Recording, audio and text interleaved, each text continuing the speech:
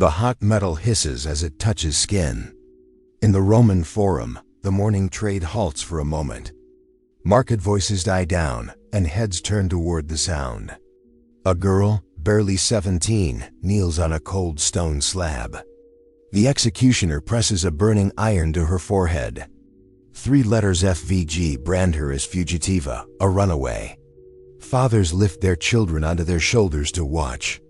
The baker kneads dough nearby, only half looking up between folds of bread. This is Rome, 140 BCE, where marking human flesh is as normal as the clatter of wagon wheels or the songs of birds. Her scream rips through the chatter. Some flinch, but most stare without blinking. The iron stays pressed for 3 long heartbeats, ensuring the scar will never fade. When it finally lifts, smoke curls up, carrying the stench of blood and seared flesh. The scent mixes with fresh bread and the sweat of horses in the square. Guards grab her arms and force her up. She sways but does not fall. The crowd clears a path as she is marched back to the house she tried to flee, doomed to serve again. Tomorrow another body may kneel here. The day after maybe 2. The magistrate already has a list of cases waiting. For Rome, this is routine. For her, it is the cost of daring to dream of freedom. How did a world arrive at such cruelty, where carving letters into a young woman's face became part of daily life? To understand, we must step back to the beginning, when escape was planted in the same moment as sale. When people were reduced to objects, and women learned that the brand was only the start of their suffering. The gavel hits wood at dawn. Another life is sold. A young woman stands on the platform in the Subura market. Her wrists are tied, but her chin is high. The auctioneer jerks her clothing aside to display her teeth, her muscles, her hips. Bids shoot through the air: 20 denarii, 30, 35. Each number spoken is another shackle locking around her. The winning merchant steps forward, inspecting her body like livestock. He squeezes her arms for strength, her legs for speed. Nothing unusual. What he doesn't see is her sharp gaze sweeping every corner of the square, tracing alleys, memorizing escape paths. In her head, she is already running. Here's the part history often hides. The slave market created 2 different worlds at once. For the buyer, it was nothing more than buying goods, like jars of oil or sacks of grain. For the enslaved, it was the moment their personhood vanished under law. And for women, the danger ran deeper. They were not just workers, but tools for their owner's every desire. That first night in the merchant's home, she bows her head and acts obedient. She pours wine, clears plates, waits quietly. The older enslaved women share silent warnings with their eyes. One bears faint scars on her forehead, barely covered by strands of hair. The message is clear: do not try. But she ignores it. She doesn't realize her new master has already sent notice to the vigils, Rome's patrols. 3 days later, before sunrise, she slips through a kitchen gate left unlocked. For 20 short minutes, she tastes freedom. The streets are empty, endless. Each turn of a corner promises escape, maybe even the chance to reach the hills beyond the city where fugitives are rumored to live. But Rome survives on discipline and planning. Patrols know the common routes. They guard the roads to Ostia, the highways stretching out of the city. They wait in the dark with chains and clubs. The chase ends before night fully falls. Shackles close around her wrists, cool and heavy. Her capture follows a script. No need to beat her yet. The real lesson comes in daylight, under watchful eyes. She is dragged not to a prison, but to the dank cell beneath the forum. Other escapees crouch there, their skin raw from lashes or branding.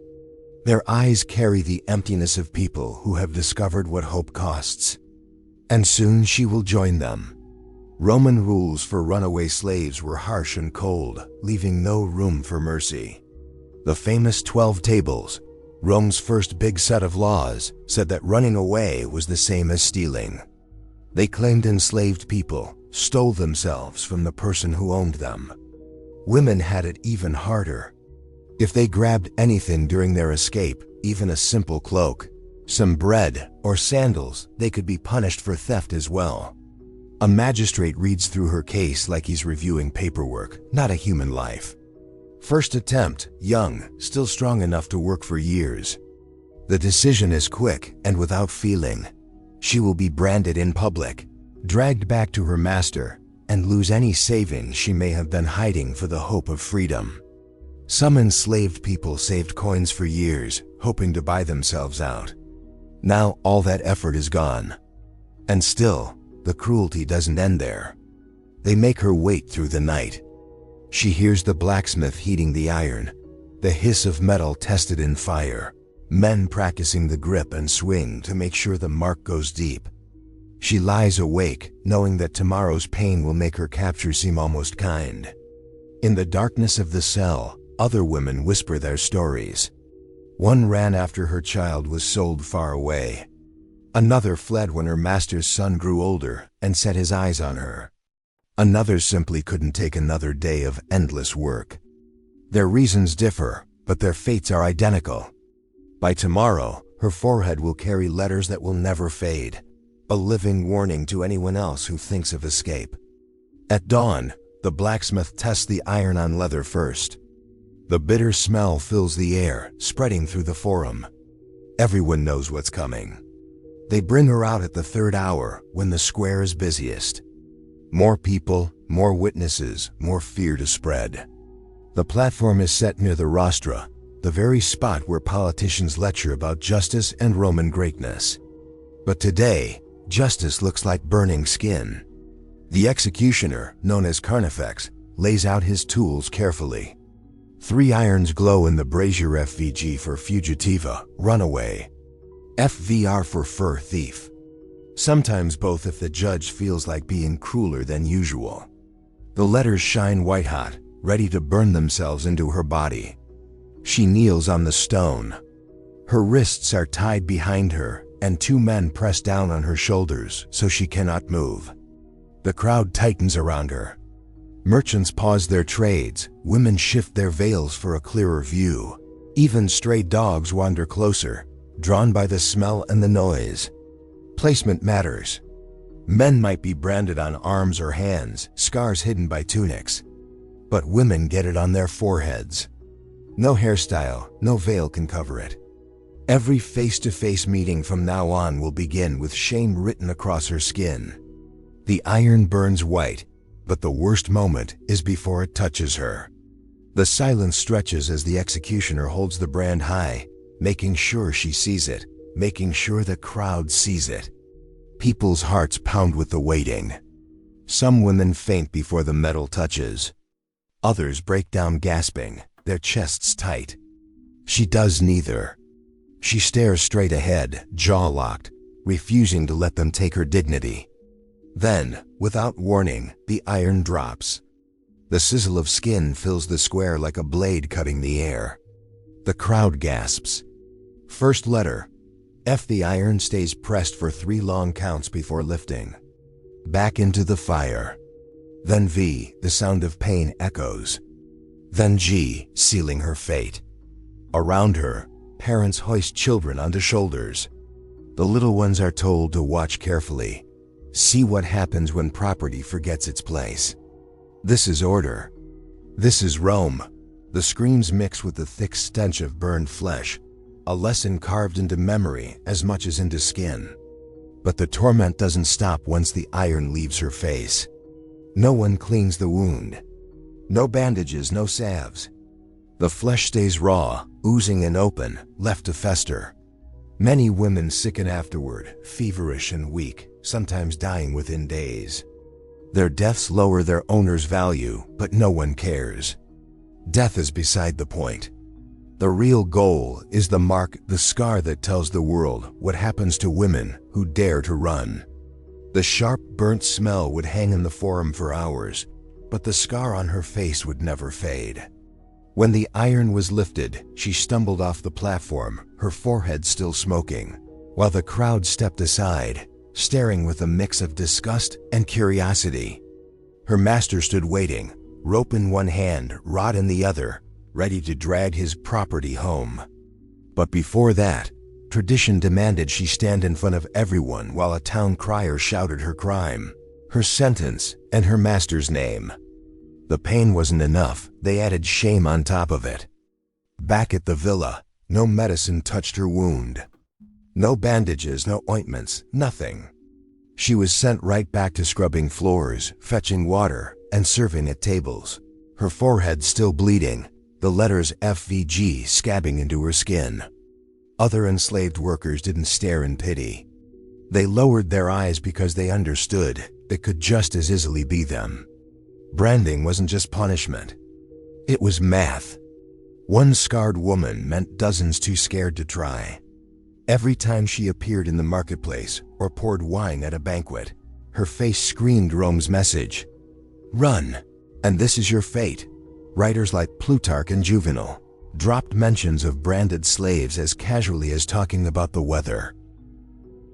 To Rome, scarring human faces wasn't cruelty, it was paperwork, punishment turned into procedure.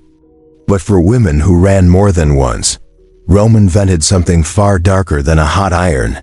Visitors to Marcus Crassus' villa one morning found something new hanging at his gates. Not a decoration. A woman. Her arms were stretched wide and shackled to iron brackets, her toes barely brushing the stone. It wasn't crucifixion that would have ended too quickly. This was a display meant to last, a living warning nailed into the architecture itself. She became part of the doorway, like a breathing gargoyle greeting every guest, every merchant, every enslaved person forced to pass through. Gate punishment was meant to last for days, sometimes weeks. Unlike the short agony of branding, this was constant torment. The iron collars were measured perfectly, not so high that she choked, not so low that she could rest. Just enough to keep her body straining endlessly, muscles burning, joints grinding out of place. It was Roman engineering applied to human suffering. The worst part wasn't even her pain, it was how she remained part of the household. Other enslaved workers had to walk past her over and over, carrying water, tending gardens, delivering messages. Some forced themselves to meet her eyes, others looked away quickly, but both choices carved wounds inside. Guests stepping into the villa had no choice but to pass beneath her outstretched arms. Crassus, one of the wealthiest men in Rome, turned this cruelty into routine.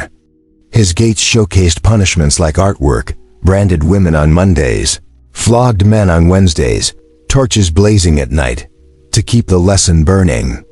Visitors praised his discipline, calling it fine household management, admiring the suffering as though it were decoration. And nature joined in the torture. In summer, the sun blistered bare skin until it cracked. In winter, icy rain soaked through thin rags, chilling the body to the bone. One branded woman at Crassus' gates endured 7 days of February storms, her lips blue, her body shaking uncontrollably as wealthy guests brushed past her on their way to warm feasts inside.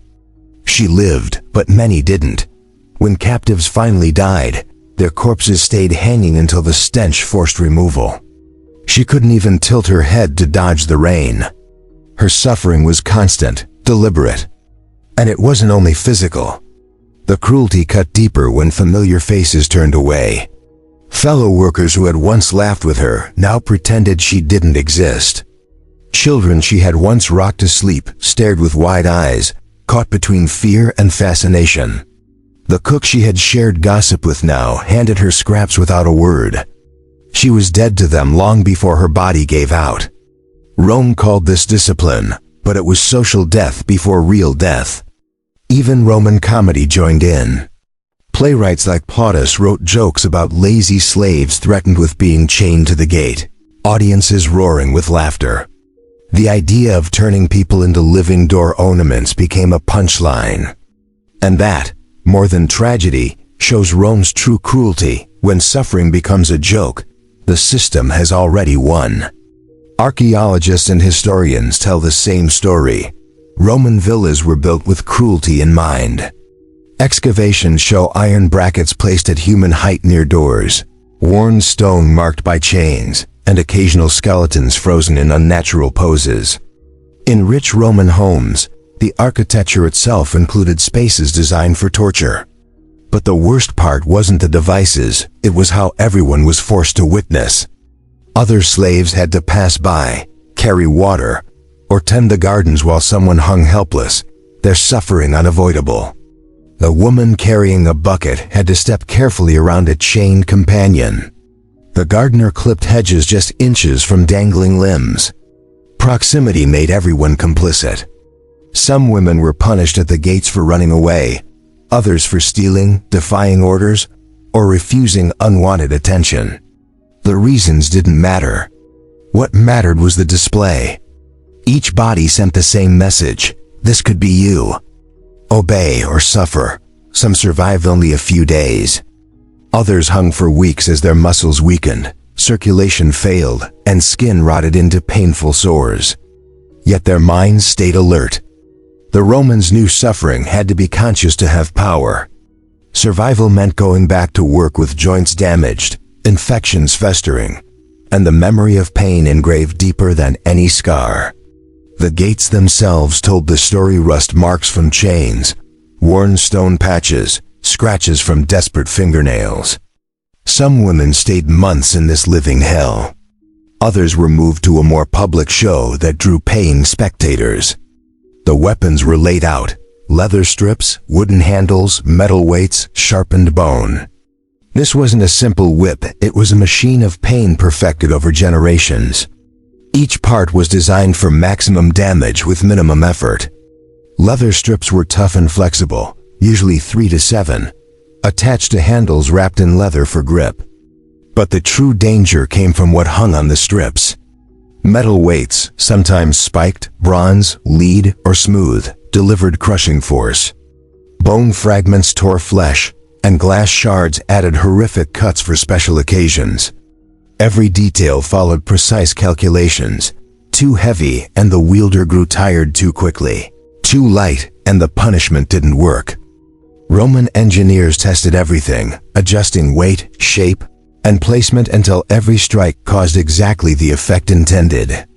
Each new flogging device was trialed on condemned prisoners before being used on slaves. Observers tracked how wounds opened, how blood flowed, and how long the victim stayed conscious. Adjustments were made to maximize pain and deterrence. Women who tried to escape didn't get a set number of lashes. Their punishment continued until the administrator or the victim could no longer continue, sometimes both, sometimes neither. Every movement, every swing, every step in the courtyard was carefully staged. The woman was stripped to the waist, arms raised and tied to beams, often on tiptoes so she could not brace herself. Even slight missteps or balance shifts added agony. The Romans turned punishment into theater, and every detail, the height, the positioning, the visibility was calculated to make pain public, unforgettable, and perfectly efficient. Roman law was brutally straightforward when it came to enslaved people. No limits meant exactly that: no limits. Citizens had maximum lash counts. Free non-citizens got measured punishments, but enslaved people endured whatever their owners decided. The law didn't need to spell it out. Its silence screamed that enslaved women had no rights at all. Whipping was not a job for amateurs. A poorly trained flogger might cause too little pain or accidentally kill. Professional executioners or exactors knew every detail of the human body, where to strike for maximum agony but minimal chance of mercy. The kidneys produced deep, relentless pain, the ribs made each breath an effort, and the spine punished nerves, all while avoiding arteries that could give too quick a death. Witnesses described the process in grim detail. The first strike split the skin neatly. More lashes shredded muscles. Longer sessions exposed bone. Women screamed until their throats were raw, then fell silent, broken only by the rhythm of the blows. The flagellum, the whip, was designed so that even unconscious victims twitched and jerked, proof that punishment was still working. Everyone in the household had to watch. Men, women, children, the elderly all lined the courtyard walls. Looking away could be seen as sympathy, possibly earning a turn beside the victim. Keeping eyes forward became a survival tactic. Even the aftermath was deliberate. No medicine was given. Wounds stayed open to invite infection. Salt rubbed into cuts prolonged agony. When consciousness returned, victims were forced back to work, their flayed backs exposed as they served at parties or carried water. Some women survived multiple sessions. Scar tissue built up, forming a leathery layer that offered partial protection, but Roman owners grumbled that it reduced the punishment's effectiveness. The empire's cruel arms race continued, testing human endurance against engineered suffering. Estate ledgers recorded whipping expenses alongside olive oil purchases. Diaries casually noted slaves beaten between social events. The routine, bureaucratic approach to torture reveals Rome's systematic dehumanization more than any grand speech ever could. For those who survived the flagellum, Rome had something even more theatrical. The arena awaited. The sand in the Colosseum was fresh, bright, and clean, but it would soon be soaked in blood. Damnio et bestia, condemned to beasts, transformed execution into public entertainment.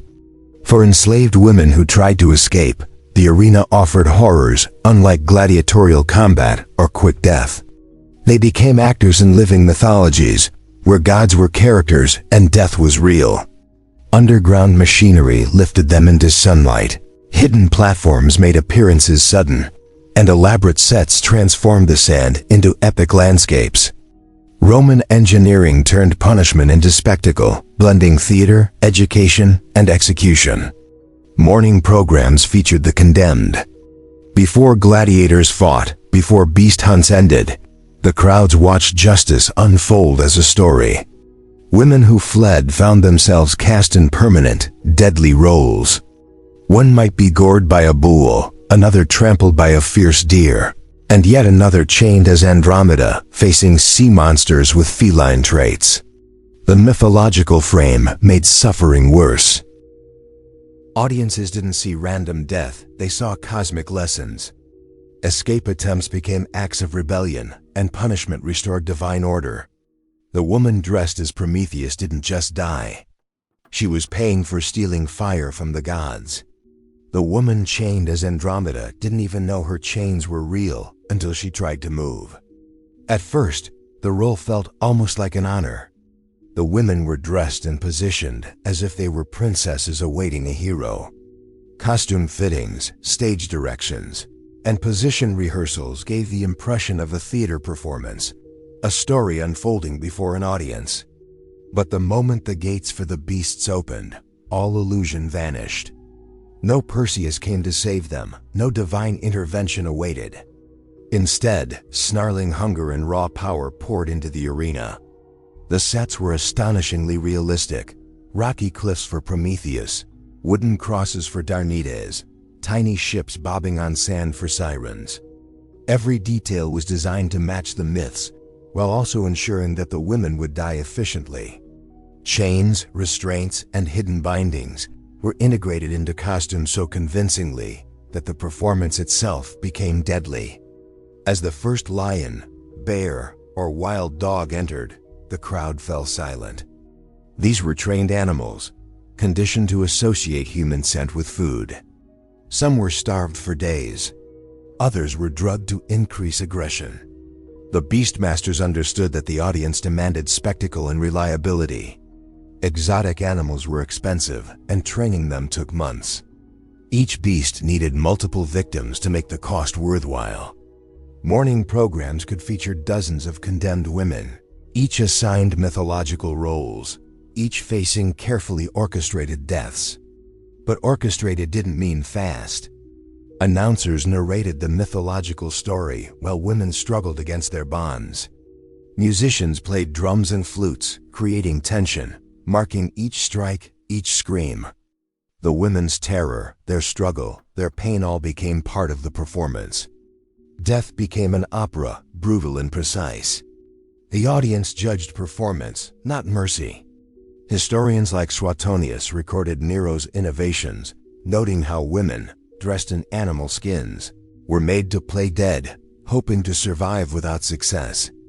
Cassius Dio described Commodus personally directing rehearsals, adjusting victims' positions to maximize the audience's view. Other records praised the efficiency and clever staging, comparing executions to reviewing restaurants, meticulous, organized, and shockingly theatrical.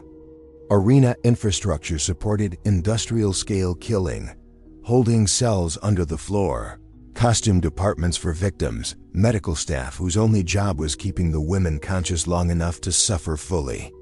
Stage managers coordinated between beast handlers, musicians, and executioners to guarantee the spectacle went as planned. Some women survived a first performance only to return for another, their previous injuries stitched, healed, or partially healed, and their torment renewed. Repeat performers became familiar to audiences, sometimes even receiving morbid recognition. Children from elite families attended regularly, learning mythology through live, bloody enactments. Not all punishments ended quickly. Some women were sent to mines in Sardinia, Numidia, or Egypt, designed for slow, almost total erasure. Entrances barely fit a human body. Once inside, many never saw daylight again. Chains linked men and women together on the march, no privacy, no relief, hundreds of miles to their final fate. Many died on the way. Those who survived were lowered into harsh, unsafe mines where work was lethal and conditions brutal. This was damnio in metalum, Rome's ultimate punishment, not just death, but disappearance, removing people from the world completely. Escape attempts only guaranteed harsher sentences. The journey alone was punishment, and the mines were designed to finish what the journey had begun, stripping away life and identity. The arena and mines together showed Rome's vision of punishment, precise, theatrical, and terrifying. Women became actors in mythic narratives, their pain a public lesson, their suffering both entertainment and instruction. Costume fittings, rehearsal, and preparation transformed dread into performance, while every detail, the rising elevator into blinding sunlight, the roar of the crowd, the threat of beasts, the slow darkness of the mines, was carefully calculated to break body and spirit. Survival did not mean freedom. It meant continuing in servitude with the memory of pain etched permanently in mind and body, a lesson to all who might think of defiance. The mines were not just holes in the ground. They were open wounds carved into the earth, twisting and stretching wherever the veins of metal led. The shafts were so narrow that a single body could barely squeeze through. Tunnels forced people to crawl on hands and knees, scraping skin against sharp rock. Underground rivers could rush in without warning, drowning everything in their path. Nothing in these spaces was built with survival in mind. Women were chained together in groups of 6 or 8, moving like a single body through endless darkness. If one woman tripped, all of them stumbled. If one fainted or died, the rest were forced to drag the dead weight until guards decided to cut the body loose. Once that was done, the group reformed and pushed deeper into the earth. The farther down they went, the harder it became to breathe. The air turned heavy and poisonous. Lead slowly poisoned the blood. Copper dust filled the lungs until breathing felt like fire. Gold demanded mercury, which drove workers insane before finally killing them. Roman writings described the quality of ore in detail, but when it came to the people forced to dig it, their survival was barely even mentioned. Life underground had no real day or night, only the constant glow of torches casting shadows that never disappeared. People slept in shifts, still chained to one another. Their food was little more than thin porridge with the occasional scrap of vegetables lowered in buckets. Water was rationed, not to keep them alive, but to stop escape attempts. Hygiene was non-existent, and the stench of human waste and sweat crushed hope before anything else did. For women, the horrors went even deeper. Pregnancy was no excuse. Even when labor began, women stayed chained to their groups. They gave birth in the same tunnels where they mined, surrounded by dust, filth, and despair. Other prisoners tried to help, but there was little they could do with iron shackles cutting into their wrists and ankles. Sometimes guards loosened chains slightly, but never enough to give freedom. Babies were born in darkness, taking their first breath of air already poisoned, their first sight the flicker of a torch.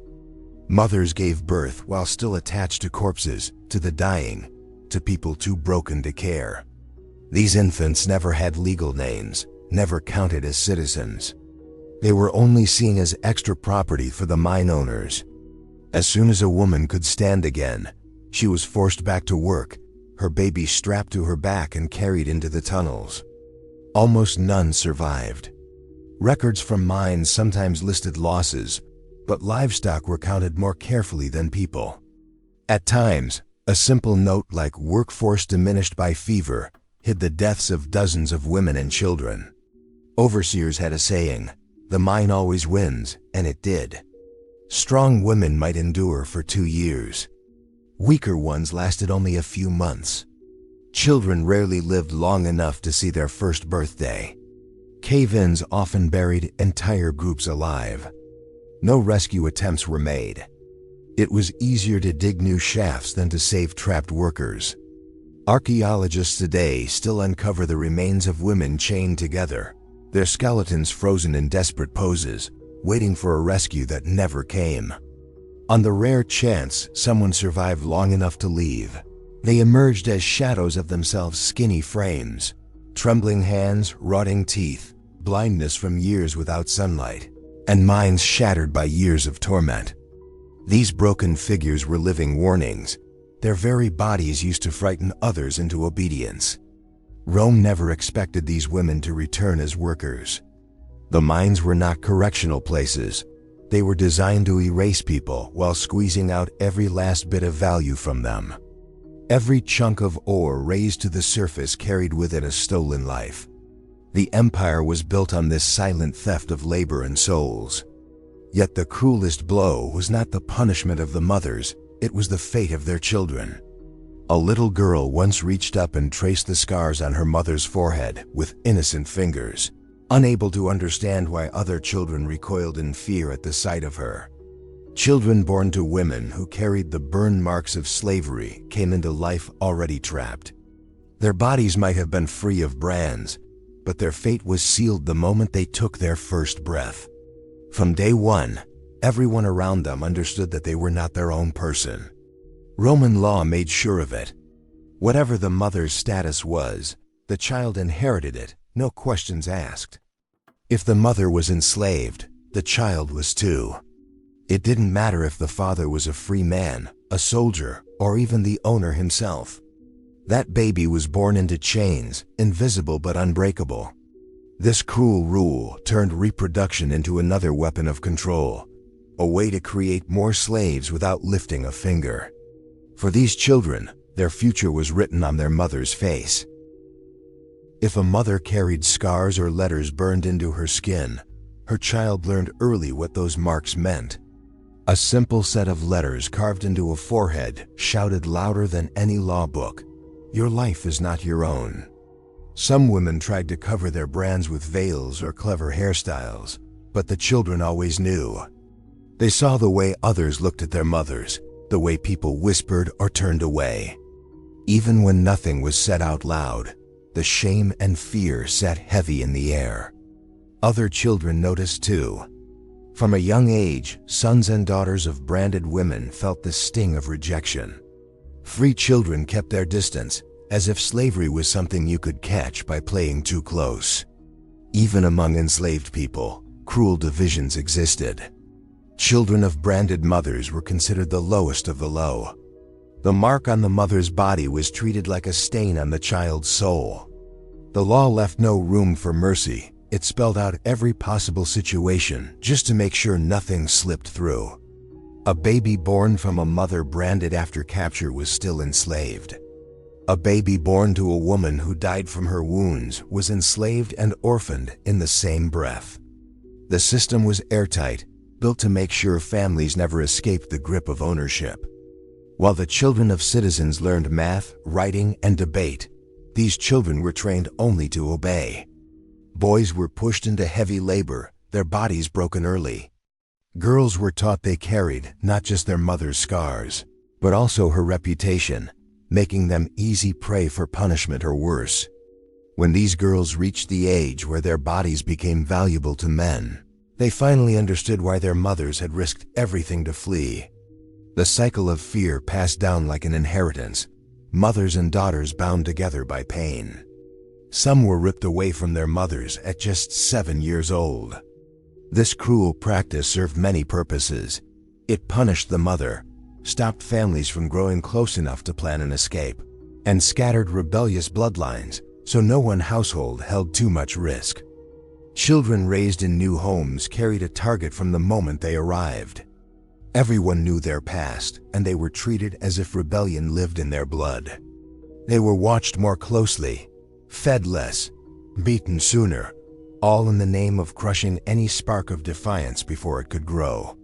For those sold as infants, the damage was different, but just as deep. They grew up not knowing their mother's stories, only sensing that something set them apart. Then one day, with cruel casualness, someone would say it. Your mother was a runaway, branded, probably dead by now. That one sentence could tear open years of buried pain.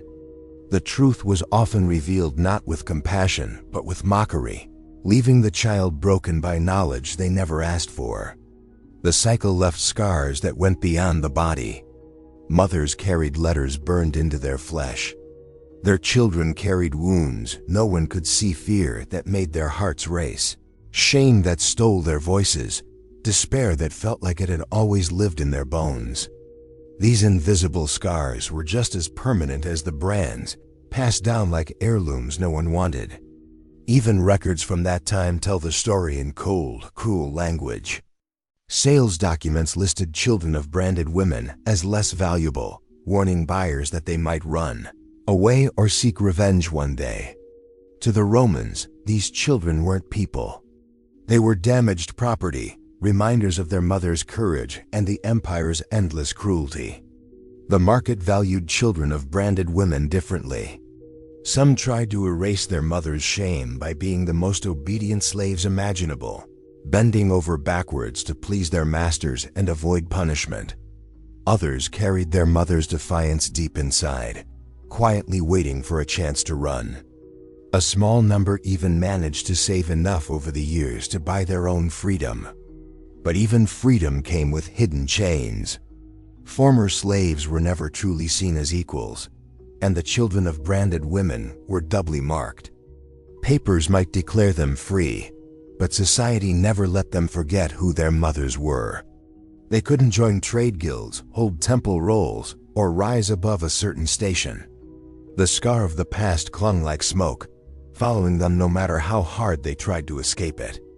And still, knowing all of this, women risked everything to run. Why? Because staying meant a truth darker than most people dared to admit. The records of Roman doctors were cold and lifeless, listing broken bones, torn flesh, and endless pregnancies as if they were simply numbers. But those numbers couldn't explain the agony behind them, or why so many women chose death over life. The law gave slave owners complete power over the bodies of enslaved women. They could kill them outright or keep them alive in constant misery. Every step between those extremes was allowed. The system itself wasn't broken by sexual violence, it was built on it. Enslaved women were forced to bear children, not for family but for profit, producing more slaves for their masters. Consent didn't exist. Saying no brought punishment. Saying yes only meant survival for another day. In official records, women were listed like livestock. Their age, appearance, and ability to have children were cataloged. Virgins fetched a higher price. Beauty was considered an investment, and every detail hinted at how their bodies would be used. Medical writings described treating wounds caused by repeated assaults, childbirth too early, infections that spread from constant abuse. Doctors patched them up only so the property could keep working. Roman law itself removed any chance of justice. A woman in chains wasn't even recognized as a person. Rape didn't exist legally unless the victim was a citizen. An enslaved woman could be given to a friend as a favor, forced into prostitution as income, or passed down like furniture. Her children, born from assault, automatically became the master's property. Some estates turned into breeding farms, cycling women through pregnancy after pregnancy until their bodies gave out completely. But the pain didn't stop with the mothers. When daughters grew old enough to reach the same age their mothers had been when the cycle began, the horror repeated. Mothers knew exactly what was waiting for them and had no way to stop it. Some smothered their children out of mercy, choosing to end suffering before it began. Others ran, no matter the price, desperate to spare their daughters from what they had endured. The decision often came with a spark, maybe the first blood of a girl's monthly cycle, or a boy growing strong enough to be sold. Sometimes it came after the master's death, when new ownership meant new dangers. Other times, it was simply the weight of years of cruelty pressing too hard to bear. For many, the choice boiled down to two roads: stay and face certain humiliation and abuse, or run, knowing capture meant whipping, branding, or death in the arena. To many, death felt more like freedom than life ever had. That night, she made her choice. Plans took shape in fragments, knives tucked away from the kitchen, scraps of food hidden in cloth, whispers of directions toward villages of runaways, memorized word for word. It was a desperate gamble, her whole life wagered on memories of overheard stories and half-forgotten landmarks. Everything would be risked for the smallest chance at a different ending. Freedom had to exist somewhere outside Rome's iron grip. People believed it, even if they never saw it. That hope explained why punishments for escape were so brutal. Rome didn't just want to drag runaways back, it wanted to make sure no one else even dreamed of trying. Every lash, every brand, every arena death was carefully designed to remind the enslaved that however bad daily life was, the price of running would be worse. Women who fled understood exactly what they were risking.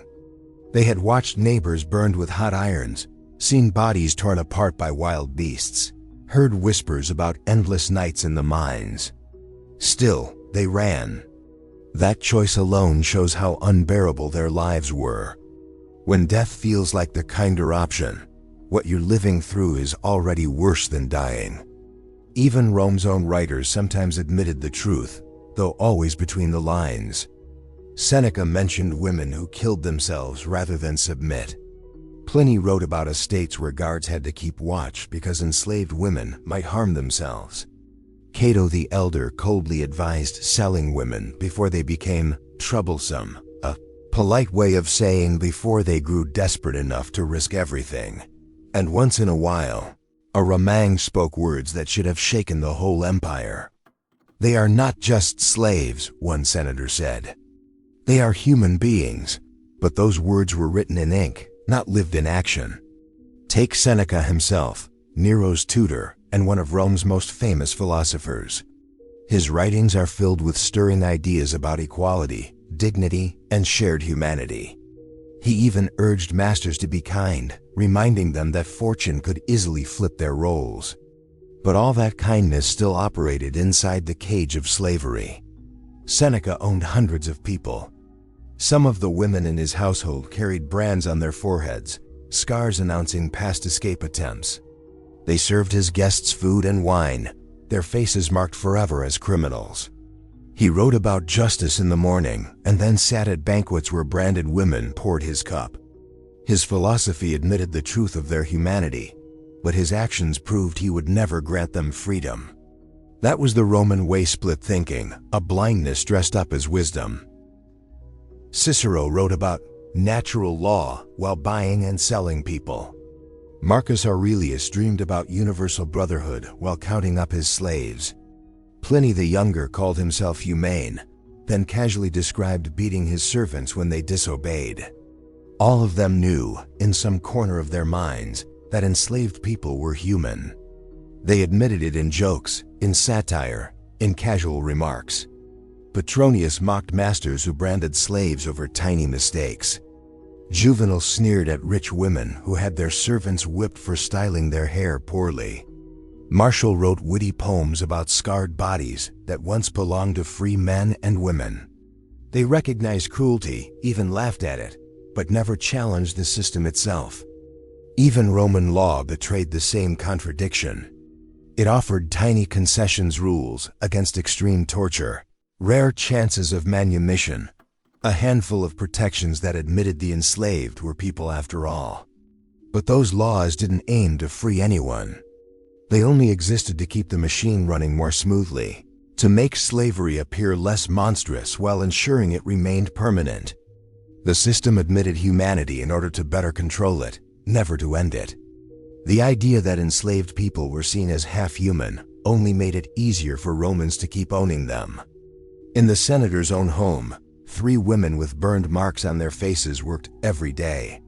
One cooked his breakfast, another looked after the scrolls in his library, and the third poured wine at his fancy dinner parties where he sat with friends, talking endlessly about ethics and the meaning of virtue. Their scarred faces stood silently in the background while he spoke about dignity and reason. Seneca himself often wrote about anger, saying it was unnatural and foolish. Yet he thrived in a world built on anger, fear, and constant violence against people who had no freedom. He told others to remain calm and rational, while his own peace of mind depended on the suffering of those who served him. None of the great schools of philosophy truly questioned slavery. The Stoics said we should accept whatever fate brings, a nice thought when your fate meant owning others instead of being shackled by chains. The Epicureans searched for pleasure, but their pleasure always relied on the misery of servants. Even the Cynics, who rejected wealth and property, still never fully rejected the practice of owning people. When Nero ordered Seneca to take his own life, the philosopher's calm acceptance became legendary. People praised the way he died with dignity, keeping his teachings alive until his last breath. But the enslaved women in his house were left out of those stories. No one recorded what happened to them. Their lives and pain were erased, while Seneca's words continued to be read and admired for centuries. Biographers spoke about his wisdom, his courage, his philosophy, but they brushed past the fact that he kept people as property. The women who carried his trays and bore the scars of punishment were remembered only as items handed down to his heirs. And this is where we return to that morning in the Roman Forum, when a woman's piercing scream split the air. Her fate showed the true heart of the system. None of it was random. Every punishment, every law, every whip strike had a purpose. Rome didn't accidentally become cruel. It designed cruelty step by step, refining it over centuries until it became a perfect machine of control. Branding, chaining, flogging, public killings in the arena, or sending people to die in the mines, it all connected like gears in a giant machine of terror. The punishments followed a pattern. A first escape attempt got you burned, your face scarred forever, so everyone would know you had tried to run. The second time meant harsher pain whippings, being tied to city gates, or other forms of public torment designed to scare others while keeping you alive for labor. A third attempt meant you were no longer worth the risk. A young, strong woman might be fed to wild animals in front of a cheering crowd. An older or weaker one would be sent to the mines, where she would be worked to death. Each decision weighed punishment against profit. How much pain could be inflicted while still squeezing value out of a person? This system wasn't cheap or careless. It needed huge investments. Iron tools for branding, chains for restraint, architects to build arenas with special gates for animals and hidden elevators for victims, mine managers who knew how to extract every last drop of energy from dying bodies. Patrols watched the roads to stop runaways. Holding pens sorted prisoners by crime. Magistrates followed guidelines to make sure punishments matched the offense. Executioners trained carefully, learning how to hurt without killing too quickly. Everything was planned, nothing was left to mercy. Rome tracked its cruelty the same way it tracked aqueducts or armies. Branded faces were listed in local records. Transfers to mines were written down like trade shipments. Arena deaths were logged like statistics. It was suffering turned into paperwork, as efficient and cold as Rome's military system. The laws themselves gave this cruelty a backbone. From the old 12 tables onward, the rules confirmed that humans could be property. Later laws didn't challenge this, they only polished the edges, asking technical questions like whether a slave scarred from branding could testify in court. The heart of the system was never doubted. Over time, constant repetition made it seem normal. Plays turned into comedies, making jokes about the pain of enslaved people. Culture itself began to laugh at suffering, teaching Romans to see cruelty not as horror, but as entertainment. Roman houses often showed off painted scenes of myths, where gods punished mortals in cruel ways. Even children grew up surrounded by violence, sometimes taken to watch public killings as if it were part of their schooling. Terror wasn't an exception, it was woven into daily life. The burn of the brand, the clatter of chains, the screams in the arena, every piece fit together like parts of one giant machine. Branding marked people as outsiders. Being cut off socially made many try to run. Harsh punishments turned into spectacles. Crowds watched these shows until violence began to feel normal. And once it felt normal, the whole system kept running without question. Money tied it all together. Slave traders got rich selling people. Owners squeezed out labor until escape attempts happened. Blacksmiths forged chains, builders constructed arenas, mine bosses pushed workers to death. Even when someone tried to flee and failed, the system still earned from their pain by using fear to control the rest. The Romans understood that people could endure more than expected, so they adjusted the cruelty carefully. A woman could survive being burned with a brand, then she'd face the whip. If she made it through whipping chains, if she lived through chains, she was thrown into the arena. And if she still survived, she ended up in the mines. At every step, punishment was designed to break her slowly, not all at once. Summer festivals needed fresh victims for the amphitheater. In winter, mines swallowed thousands for state building projects. When crops needed harvesting, punishments were softened just enough to keep hands working. During city holidays, the crowds demanded bloody shows. The system always adapted, making sure nothing went to waste. Fear went beyond broken bodies. Families were forced to watch each other suffer. Some enslaved men were ordered to whip others, shattering bonds of trust. Divide and conquer kept solidarity from growing. Freedom itself was twisted into a nightmare. Where could a branded woman go? Every Roman town recognized the scars and returned runaways.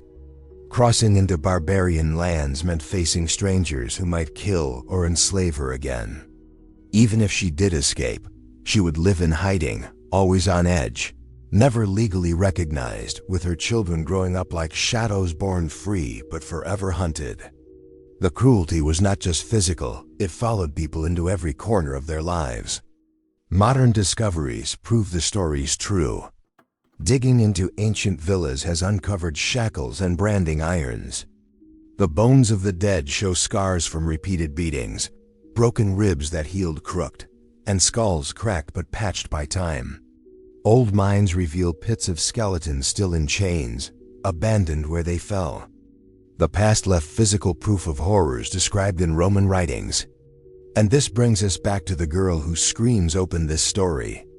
The iron brand is lifted from her forehead. Hot blood drips into her eyes, stinging and mixing with the tears she can't hold back. The letters FVG smoke against her skin, swelling already, a scar that will mark her forever. Around her, the market resumes as if nothing happened. Shoppers bargain for grain and oil while she kneels broken, invisible to all. But she has a name, Claudia, only 19. Born on a farm in Campania, sold to Rome when she was 14. For 5 long years she served Marcus Juventius, a merchant in grain. For 5 years she endured his son's hands in the dark, his whispered threats, and the sound of other women crying as they left his room shattered. She escaped once, lasting 3 days outside Rome's walls. She followed the road toward Brundisium, hiding in olive groves at night, stealing bread from village ovens, dreaming of finding a ship that would take her anywhere but here. Even being sold again overseas seemed better than going back. But the city guards caught her at Tres Tabernae. They knew exactly what to do, chains at the ready, no wasted motion, no pity. To them she was only one more fugitive out of dozens caught every week. On the journey back to Rome, the silence was broken only by the clink of her irons against the stone road. Now she rises unsteadily from the wooden stage. Her legs shake, her sight is blurred. Her owner, Juventius, waits with a length of rope in his hand, not angry but calculating. A woman with FVG burned into her flesh will never fetch the same price, but she is still worth something. To him, she is damaged goods, not ruined. His son lurks at the edge of the crowd, his eyes already planning the night ahead. Nothing has changed for Claudia, except now, everyone who looks at her face will know she tried to run. The walk back to Juventius's grand villa takes about 20 minutes. Claudia moves slowly through the busy streets of the Subura, weaving past noisy market stalls and the towering temples that gleam on the Capitoline Hill. As she enters the wealthier neighborhoods, people glance at her fresh mark. A few show brief flickers of pity, but most barely notice. She's just one more scarred body in a city overflowing with them.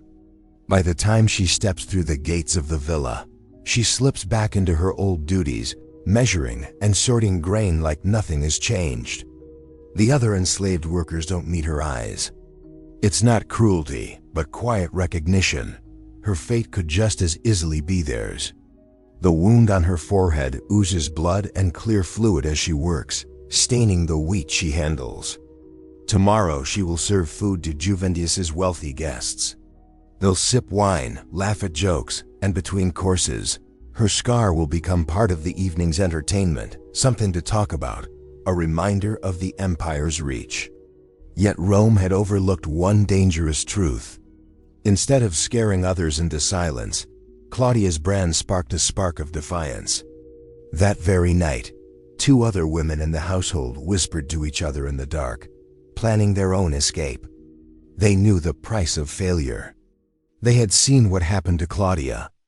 Still, they chose to risk everything because her mark told 2 stories: Rome's power to punish and human courage to resist. Claudia's suffering echoed far beyond that villa. It multiplied by thousands, tens of thousands. Women whose names never made it into books, who disappeared into the shadows of history, carried the same marks and the same pain. Every lash of the whip, every chain, every death in the arena represented not faceless property, but a person, someone who decided that even the chance of freedom was worth more than certain humiliation. The scale of it all is almost impossible to imagine, yet to remember them properly, we must try. Today, archaeology fills in what Rome tried to erase. In Spain, a skeleton was uncovered with the faint scar of FVG carved into her forehead bone.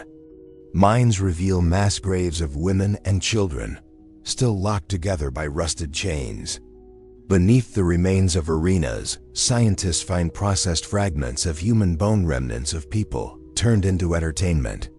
These bones speak louder than the grand speeches and polished histories Rome left behind. Each one was a Claudia. Each belonged to a person with a life, a voice, a family. They were not numbers or property. They were human beings, and their remains prove it. Rome lasted for centuries. Its laws shaped the Western world. Its marble buildings still stand. Its writings fill libraries across the globe. But under all that grandeur lies the truth: millions of Claudias kept that empire alive with their sweat, their suffering, and their deaths. The aqueducts that carried water, the villas that housed the rich, the monuments tourists marvel at today, all of it was built on stolen lives. The Colosseum where crowds cheered once rang with their screams. The forum where leaders made speeches also staged public punishments. The mind swallowed them whole, leaving nothing but silence. What the world calls beauty was built on endless brutality. Claudia herself lived through her branding. Records show she survived another 10 years in Juventius's household. She gave birth to 3 children and died during the birth of a 4th. Her children never bore the scar, but they inherited her status as slaves. They grew up watching the mark on her forehead, knowing exactly what it meant, carrying an invisible wound of their own. History did not preserve Claudia's name. We speak it now through imagination, because someone must. Behind every statistic in Rome's story was a living person. Behind every marble arch was suffering. Behind every branded forehead was a woman who deserved better than to be reduced to property, punishment, or bone fragments in the dirt. Claudia's brand read FVG, short for fugitiva runaway. To Rome, it was meant to humiliate her, a warning to others. But the mark carried another meaning too. It proved that she had chosen to fight back, that she had refused to quietly accept a life of endless torment. By trying to erase her humanity, Rome accidentally carved it into history. She, and countless others like her, showed that even in the face of certain pain, people will always try to grasp freedom. That choice, even when crushed, is what makes them unforgettable.